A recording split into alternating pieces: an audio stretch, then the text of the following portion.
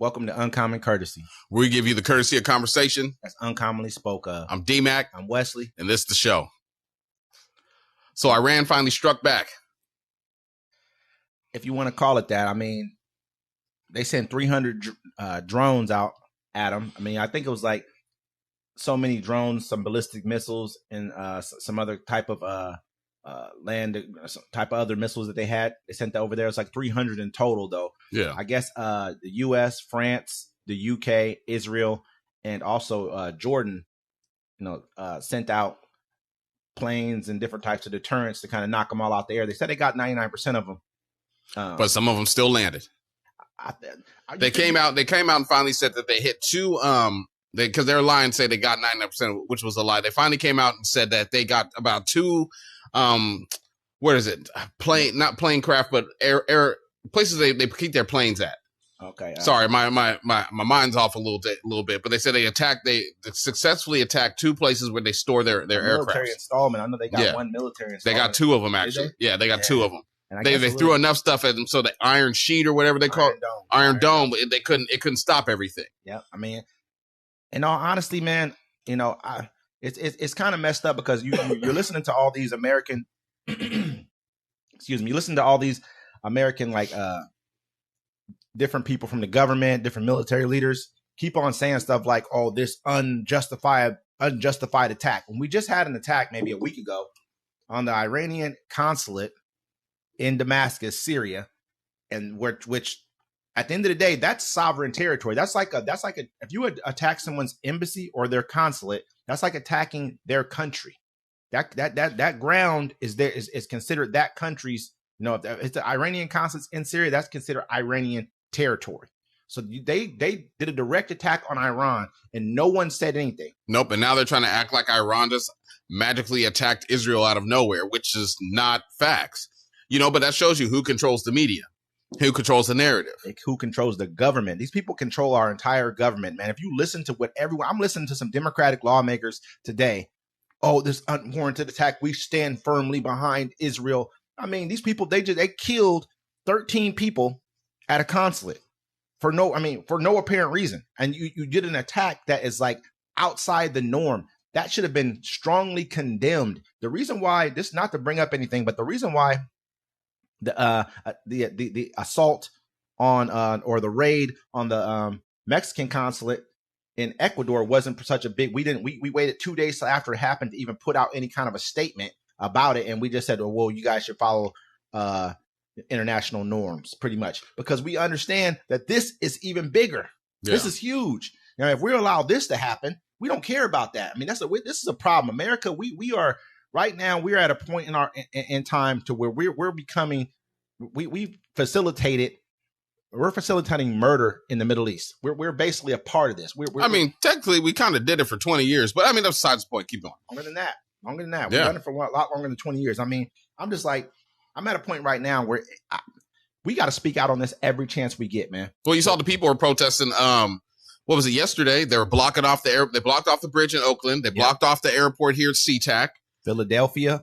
Yeah. San Francisco, they shut down the Golden Gate Bridge going both ways. Saw that. Yep. Yeah. And even in New York, the Brooklyn Bridge, they shut it down as well, going both ways from Brooklyn to Manhattan.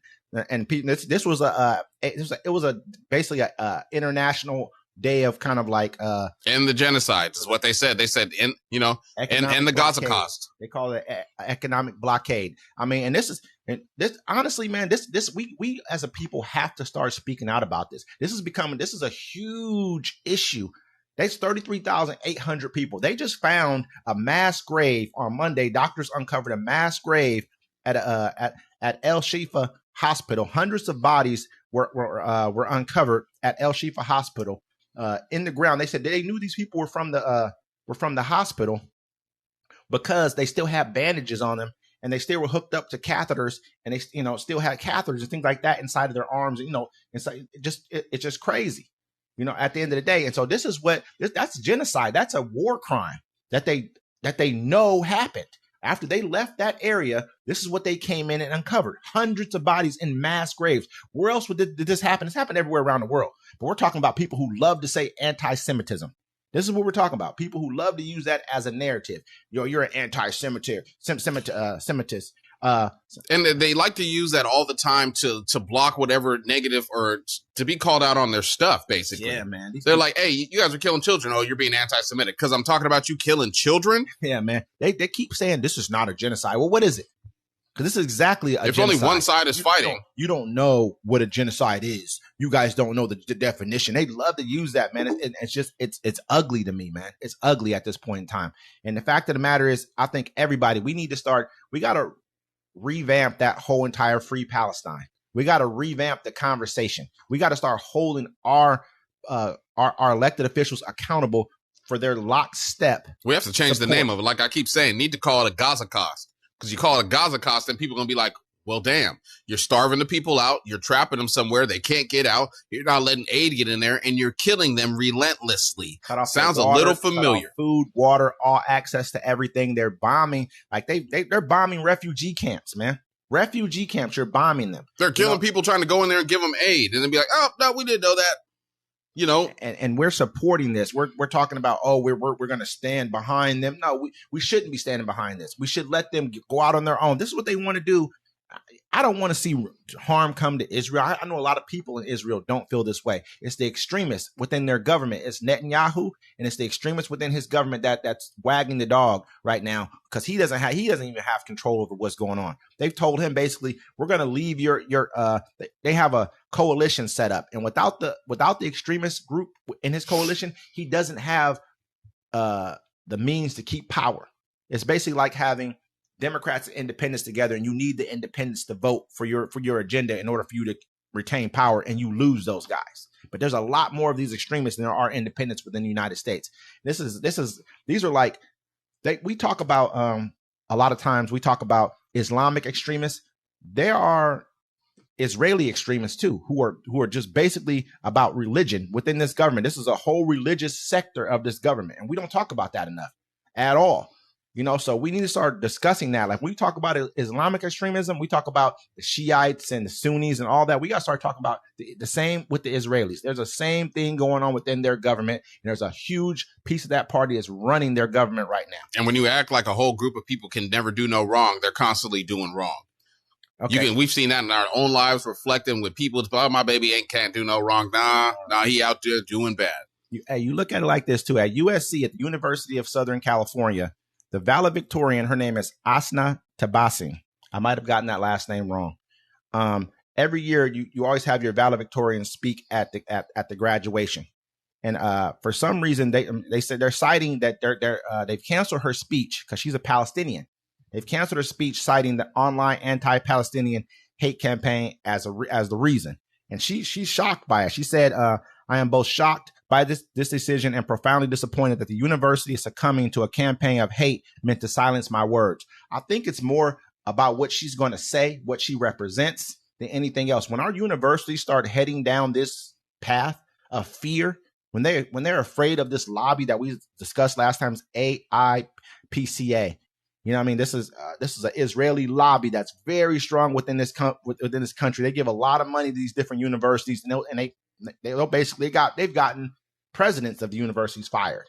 They've had whole entire congressional hearings surrounding this with nothing but Democrats and Republicans excoriating them about them even holding a stance on this. Shoot, there was a lady. She was a pro-Palestinian protester. I saw this today. Ridi Patel. You know, they're getting her for threatening the Bakersfield mayor, Karen Goh.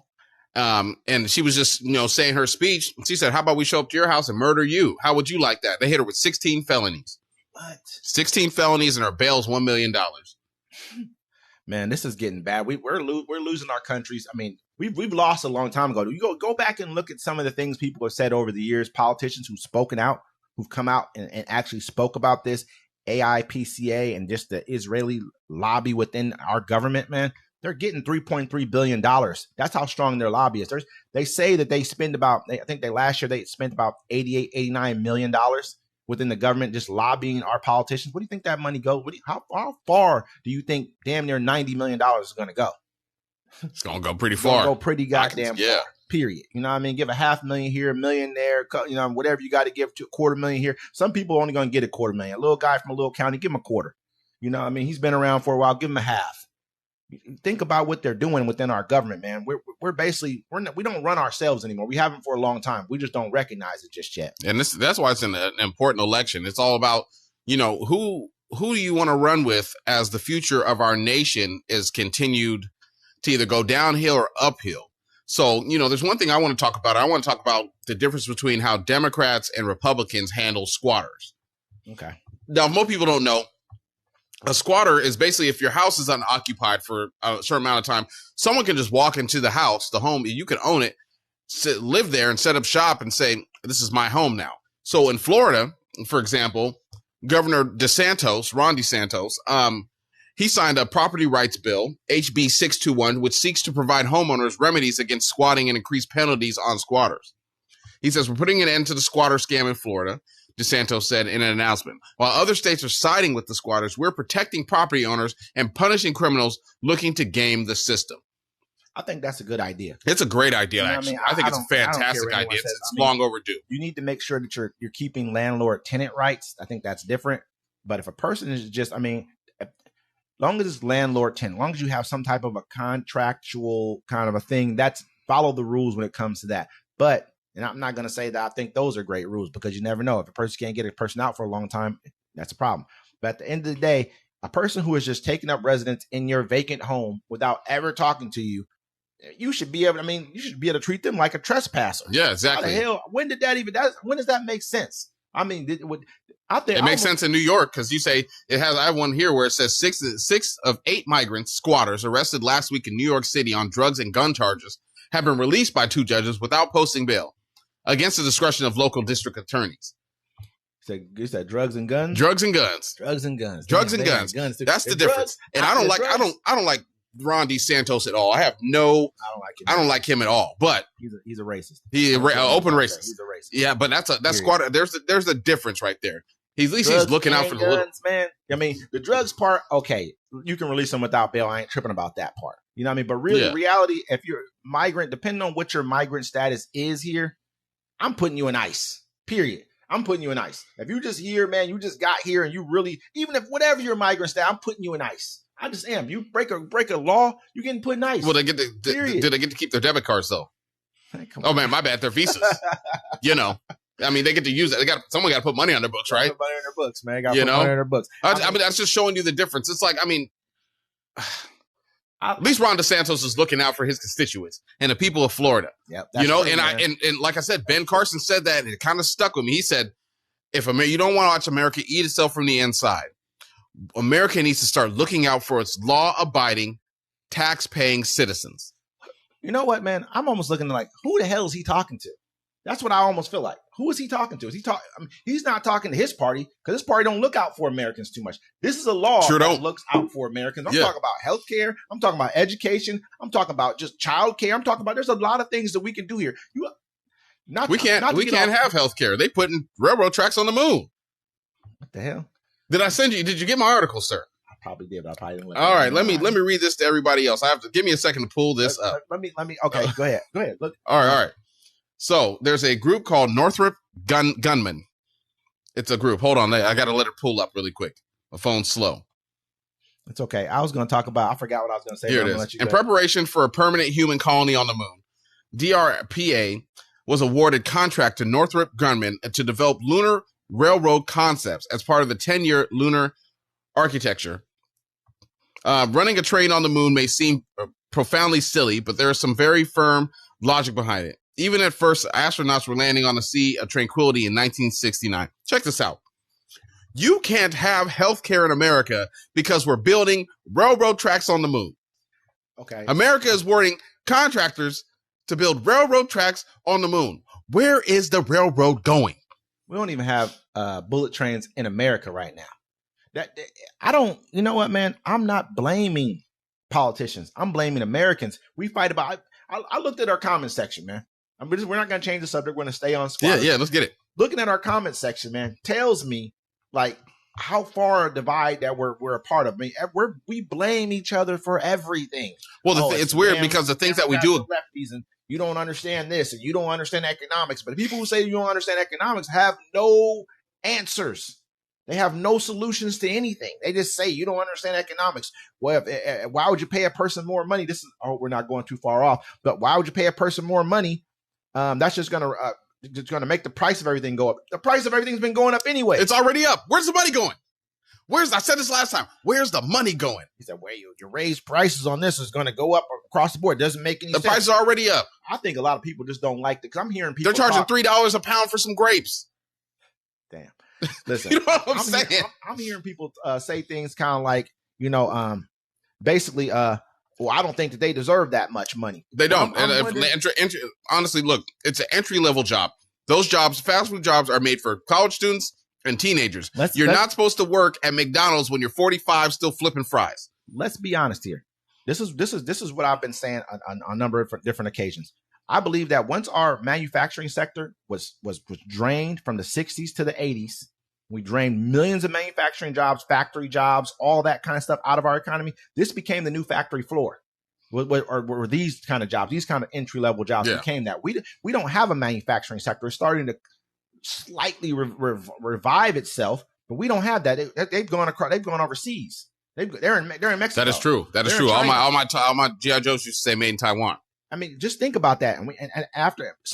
This is the new entry level jobs. We're not even saying livable wage does not mean take care of a four person household. That's not what we're saying. I'm saying one person. I could get a job back in the day. I was a car detailer. I could pay half my rent living with a friend of mine and, take care of what I needed to take care of with that job. It wasn't like a great job. It wasn't going to stay there forever, but that's a livable thing that we're talking about. Well, I'm just saying, like, I used to work at KFC. I used to work at KFC, and I could actually afford a 2-bedroom apartment working by myself.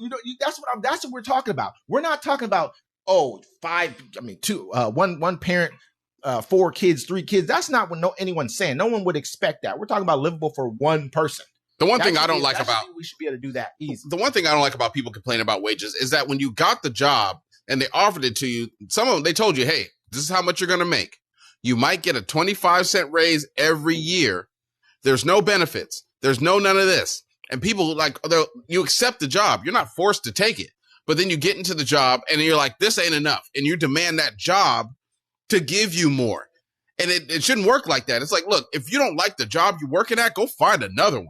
At the end of the day, they ain't the only pony in town.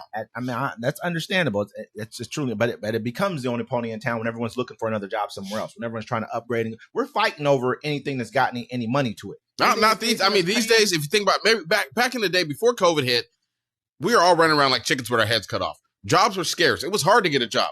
Nowadays, there's hella jobs. My phone goes ding, ding, ding, ding, ding from Indeed all day. Hey, they looking at me like, hey, we saw your resume and you'd be great for here. I look at the price. I'm like, no, I'm good. It ain't working for me. Yeah. Don't get me wrong. Like I say, but that was a hell of a subject right there. I think people really took that and they need to go watch the full video because both sides of the argument were looked at. Me personally, you look at it, it was the fast food lobby that got them that money.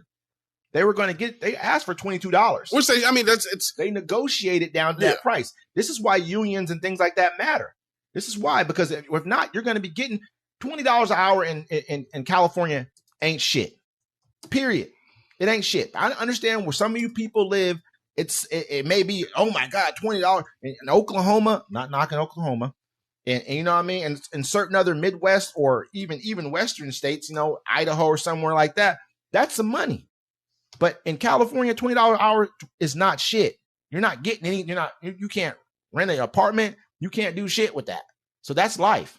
We need to start looking at things differently. I heard people even in the comments talking about, I hope California fails.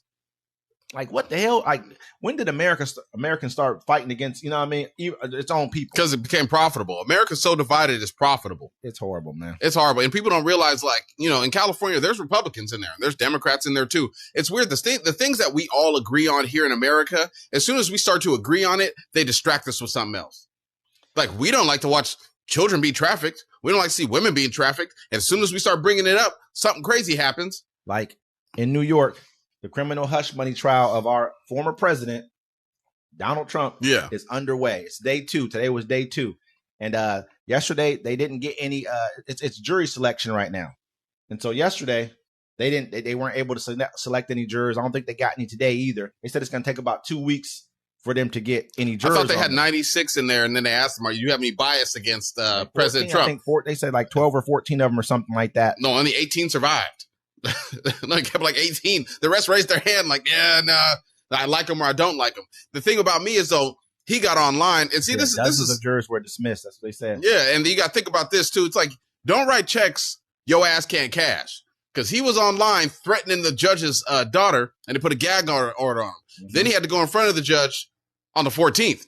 And that judge told him, he's like, nope, first of all, you don't get to go to the Supreme Court and watch and see if you get immunity or not. We ain't having that. And he didn't decide if he gets to go to his son's graduation, but he probably ain't going to do that either. He said, you need to show up every day in court. Yep. If you don't, I'll throw you in jail. If you talk wild, I'm going to throw you in jail. Disrupt the trial, he's getting thrown in jail. Hey, I'm going to be honest with you. Finally, somebody, this isn't me advocating, but yeah, finally somebody tells him, look, bro, we ain't going for that. No, this is how court's supposed to be. Yeah, you don't get to showboat. Say something. Go on True Soul, say something. This is how court's supposed to be. And then lie the entire, this is a witch hunt. I'm not going to say that this is not a witch hunt. I mean, because who the hell cares? Me personally, I'm going to be real. I don't give a shit if he paid. I think they're saying because he hid it from like some type of inquiry, like just about becoming president. But I'm like, man, who the fuck cares? Cool thing about it though, he could have been like, yeah, I did it, and they would have been cool with it. He should have done that. He should have done it. Everything else, he was like, nobody cares what he does, bro. He said he was grabbing by the pussy, and everyone's cool with that. Nobody cares. So who cares if you're getting some? Hopefully, bleep that out right there. But yeah, no one cares. I ain't believing nothing out. I'm saying he said it. I can say it. In Virginia, man used to run the highest office in the country. Hey, in Virginia. 3 Iraqi survivors of the notorious Abu Ghraib prison camp were tortured at the facility headed to federal court Monday in a much anticipated trial of military contractor CACI, who was hired to provide interrogation services at Abu Ghraib. This Abu Ghraib was in Iraq. It was one of our torture camps. I want to call it. They call it a prison camp. It was a torture camp. The lawsuit was first filed by the Center for Constitutional Rights in 2008. Since then, CACI has been trying to get it dismissed. They've been accused of conspiring. Accused of conspiring to commit war crimes. The 3 were subjected to sexual abuse, electric shock, exposed to extreme temperatures, and death threats by the interrogators. You saw the pictures, man. I don't want to see. I saw, man. They got the dogs. Me personally have a aversion to dogs. But they got the dogs, barking in their faces and stuff. You can watch the guys punching on them while they're handcuffs. They're like locked with their arms behind. Like they did to the ones at Guantanamo. Man, waterboarding them, beating them, sexually assaulting them, man. Like, and people are like, whoa, they did this. They didn't do shit, man. This is Iraq, man. They didn't do anything. Imagine people coming to our country and doing that to us. How do you think people feel about us, man? I would hate Americans. And they still give us the opportunity. They still capitulate to us, and we still do. Look at what we're doing around the world, man. This is a problem. You see, the whole thing is like this. I always tell people, like, I love America. I just don't like the people running it and doing things. But, in all in all, it's war, and you have to negotiate. But that's kind of extreme. That ain't war, man. That was not war. That was a terrorist act by the United States of America, period. Going into Iraq was a terrorist act by the United States of America. Usurping Saddam Hussein, just like we did to Muammar Gaddafi. Yeah, man. Those were terrorist acts by the United States of America. Barack Obama was a terrorist for that. To me, that's one thing I'll never always love Obama because he was the first one, but I'll never forgive him for that. To me, just like George Bush. That's the biggest stain on his whole entire, for him to have done that and then be proud of it. But this, if you go look at the governance of Muammar Gaddafi and what he was really about for his people, you go get married, you get a free apartment for you and your wife. Well, the reason they went and took out Muammar Gaddafi, because what he was going to do is he was going to create a centralized African bank and back it up on all the natural resources in Africa, which they have the abundance of the gold standard, right? So once he did that, it would collapse all the European banks. They would, because they're all the banks that we deal with are backed up off credit. Bigger than that, even. There's one other thing. I don't mean to even cut you off. That's a huge fact of what it is right there. Was that because he was going to turn? I think it was. I can't remember the name of his currency, but. That was one thing, but the other thing is that I've been watching a lot is that it's government structure, man. This is what they're afraid of. They're afraid of certain types of government structures working. Look at Saudi Arabia. Yeah, man, free healthcare, free this, free that, all this stuff for their people, all from their natural resources. We sit here and we got other companies running our natural resources and we work like dogs. We don't get anything in this country and we all sit back. But it's not about feeling obligated to. It's about looking at what can be done. Oh, we get things from this country. We get them finding new ways to take our money from us. Absolutely. That's what we get. And then people, so it's to me, looking at the way he governed, I mean, free college for people. If you need a surgical procedure that can't be done in his country, they fly you to the other country. They pay for it. He paid for it for his people. People, go look that up. Go look up the true facts behind who he was and what he really did and what he stood for his people. And then they'll kind of tell you why they needed to get rid of him. It wasn't because, he was bombing his own people. You tried to start an uprising, and then that's what happened. Period. Let someone come in here in this country and try to start an uprising. But anyway, but back to that trial, I hope and pray that those people get found guilty and they have to pay hundreds of millions of dollars in civil restitution to those people who they sexually assaulted, man. Yeah, it's kind of wild. What the fuck? You sexually assaulted prisoners, man. Like, people, like, we're America. We have no room to speak to anyone about anything. We've lost a lot of our standing in the world, and we're continuing to do it, man. It's not that I don't love this country. I do, but I know that it's time for the people who run this country and the people who've been running this country for hundreds of years to move over. It's done. You guys are done, and you're leaving a bad name for the people who are coming behind you, because there are people coming behind you. You guys are dinosaurs. It's over for you. So move aside and let people who really care about people who look like themselves help us take us to the next level. That's what we need to do. Yeah. Anyway. So what do you guys think? Let us know. Like, share, comment, subscribe. If you got any topics that you want us to talk about that you found, let us know. I'm D-Mac. I'm Wesley. And this is Uncommon Courtesy.